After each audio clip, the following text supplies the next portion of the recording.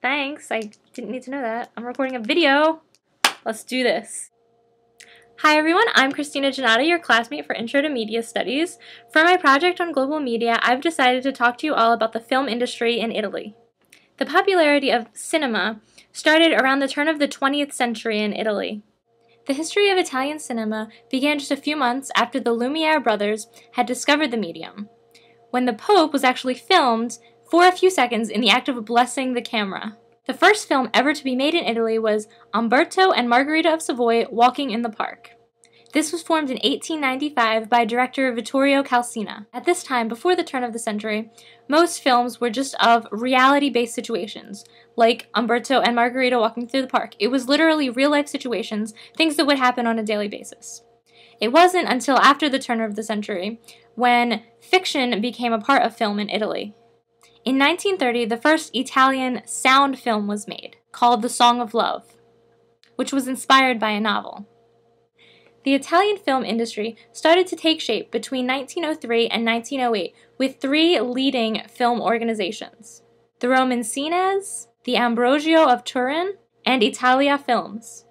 In a short period of time, these major motion picture companies were not only selling films inside of Italy, but also abroad as well. First came to Italy, the most popular types of film were historical documentaries or recreations of historical events. The first historical film to be made in Italy was La Presa di Roma, or The Capture of Rome, filmed in 1905 by Filotelo Albrini. During World War II, the Italian government decided to take a leaf out of Nazi Germany's book and use films as a form of propaganda in the country. These films would feature patriotic war scenes, which were meant to get the youth of Italy really excited about joining the war front. I actually found a small clip of one of these propaganda films from during World War II, and I will show that for you right now. Torna alla sua tavolotta di pittore. La grandiosa macchina dei rifornimenti si rimette in moto alle prime luci. Autotreni e autobotti caricano benzina ed acqua.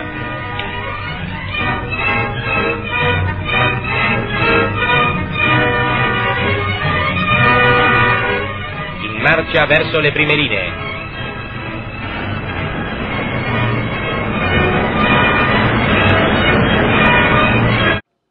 One of the most important things that the Italian film industry gave to the world was the spaghetti western. Spaghetti westerns, like The Good, the Bad, and the Ugly, became very well known across the entire world, and I'm sure some of you have even heard of some of them.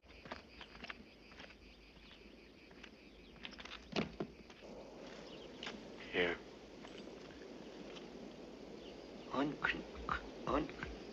There's no name on it.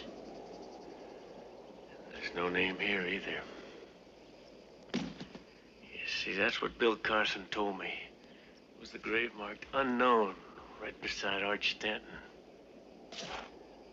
Huh?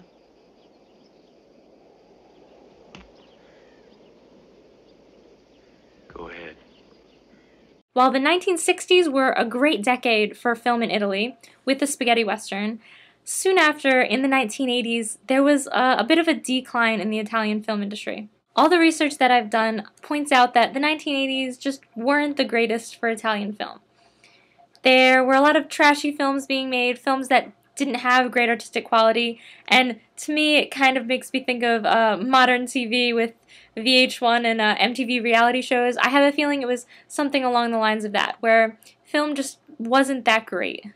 Luckily, a new generation of directors and actors have helped to rejuvenate the Italian film industry since the end of the 1980s. Italy was also the country that gave birth to Roberto Rossellini, Sofia Loren, and Vittorio De Sisa, who all achieved standards as some of the most important film directors and actors in the subsequent history of world cinema.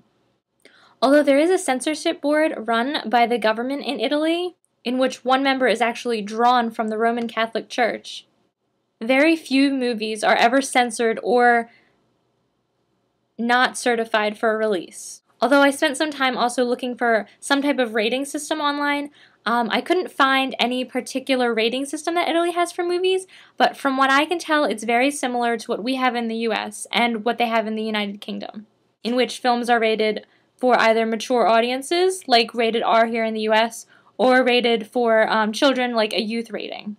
The only films in Italy that are ever censored or for some reason blocked from the public are usually films that have to do with revolution against Italy or Italian war crimes. Searching online for information on the Italian film industry, I came across several websites promoting Italian film festivals actually in the United States. Notably, there are weekend Italian film festivals annually in New York, San Diego, Florida, and Los Angeles. This is just one example of how many American film lovers are staying connected with the media coming from Italy.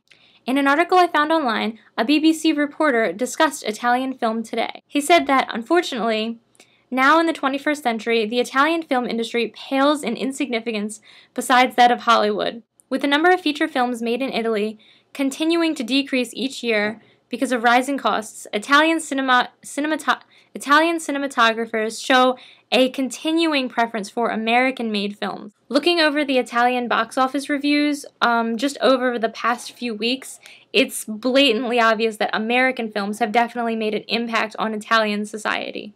In the past month, almost all of the number ones of the box office have been American-made films. This includes the new release of A Christmas Carol, the second movie in the Twilight Saga, New Moon, and the End of the World thriller 2012. However, for the last week of November of this year, an Italian film, excuse my pronunciation, called Cado dalle Nubi was number one in the Italian box office. That right there shows me that Italy is still producing box office hit films, within its own country at least, and staying in touch with the mass medium. I took a look at the trailer for the film, Cado dalle Nubi, which isn't in English, but I feel I was still able to get the general gist of what the movie's about. In English, the title means to fall from the clouds. And the film looks like a romantic comedy very similar to what we would have in America.